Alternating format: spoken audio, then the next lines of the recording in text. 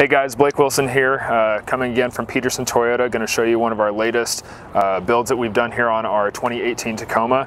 This is our off-road machine here. This is going to be a 2018 Tacoma TRD Off-Road Edition. Going to walk you through some of the stuff that we did on this guy. First off, as you can tell, we added on a custom vinyl kit, threw some vinyl across the top of the hood here, along the sides, as well as a little bit on the very back. For the wheels on this one, we went with an 18-inch Fuel Tactic wheel, wrapped them in a 285/65/18 10-ply NITTO Ridge Grappler tire. Also added on our REVTEK leveling kit, so boosted up the entire vehicle right about that 3-inch mark. One of my favorite things about this build here is the Rhinorack that we added on top of it.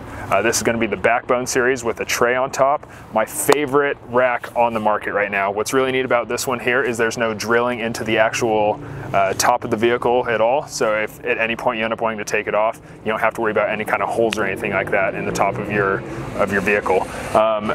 Also added on some window tint here to the front two windows, as well as a visor strip across the top, and also did our blackout badging kit here on the Tacoma, as well as a back insert on the very back of the rig.